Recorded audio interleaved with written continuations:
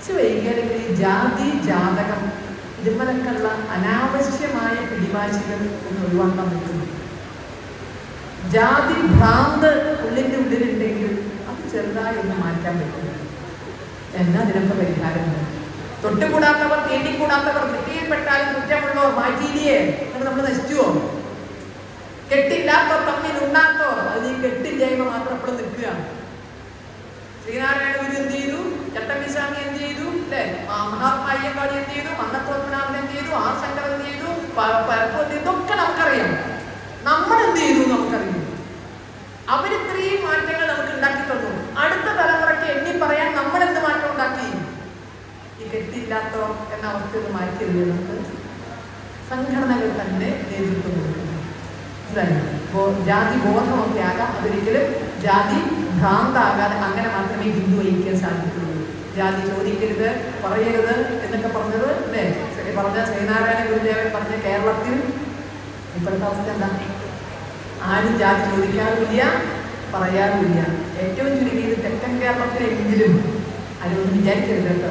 ഒരു വീട്ടിൽ ചെന്നാൽ ജാതി ചോദിക്കും വേണ്ട, പറയും വേണ്ട. ചോദിക്കാണ്ടി പറയാണ്ടി അറിയാം അവർ ജാതി ഉണ്ടോ. അതെങ്ങനെയാ അറിയാം? എനിക്കറിയാം അതെങ്ങനെയാ അറിയാം. ഒരു വീട്ടിൽ ചെന്ന് കയറിയ ജാതി എന്താണെന്ന് എങ്ങനെയാ അറിയാം? അവരുടെ വീട്ടിലൊരു ഫോട്ടോ ഉണ്ടാവും, വീട്ടിൻ്റെ അപ്പുറത്ത് ഒരു ഫോട്ടോ ഉണ്ടാവും. ശങ്കരാചാര്യരെ കണ്ടാൽ ഞാൻ എന്ത് വിചാരിക്കണം? നമ്പൂരി എന്ന് വിചാരിക്കണം. അദ്വൈത സിദ്ധാന്തം പറഞ്ഞ ഒന്നും തമ്മിൽ ഒരു ഭേദവും ഇല്ല എന്ന് പറഞ്ഞ ശങ്കരാചാര്യര് ആരുടെ മാത്രമാണ്? അത്രേ നമ്പൂരാന്റെ മാത്രമാണ്. യോഗക്ഷേമ സഭയുടെ വീടുകൾ ശങ്കരാചാര്യരെ മാത്രമേ ഇപ്പോഴും വേറെ ആരും കിട്ടില്ല.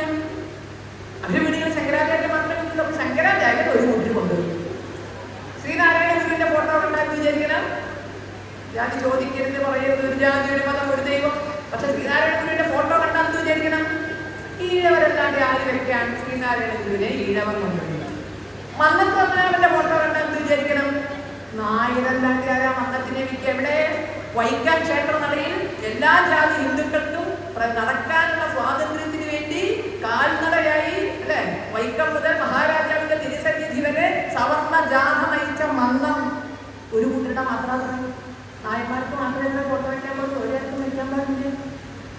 ഞങ്ങളെ വിഭാഗത്തിൽ മതം മാറ്റക്കാരിൽ നിന്ന് രക്ഷപ്പെടുത്തി തരുമോ എന്ന് ചോദിച്ചിട്ട് ഐക്യത്തിന്റെ സന്ദേശം പകർന്ന് തമ്മിൽ ഏറ്റുമുട്ടലിന്റെ ഒരു വഴിയിൽ NSSന്റെ അധ്യക്ഷനെ കൊണ്ടുവന്ന് മറ്റേ കല്ലേം മാലിയും അറുത്തു മാറ്റുന്ന അത് ഒരു പട്ടികജാതിക്കാരുടെ പ്രതീകമായിരുന്ന കല്ലേം മാലി മേലിൽ ഞങ്ങൾ ധരിക്കില്ല എന്ന് പറഞ്ഞ് ഒരു വിപ്ലവത്തിന്റെ വഴിയിലേക്ക് നീങ്ങുമ്പോൾ അയ്യങ്കാളി ചെയ്തത് ആ കല്ലേം മാലി പട്ടികജാതിക്കാരൻ കല്ലേം മാലിയും അറുത്തു മാറ്റുന്ന യോഗത്തിലേക്ക് NSSന്റെ അധ്യക്ഷനെ കൊണ്ടുപോയി പ്രസിഡന്റിനെ കൊണ്ട് അധ്യക്ഷനാക്കി കരുത് എല്ലാവരുടെയാണ്.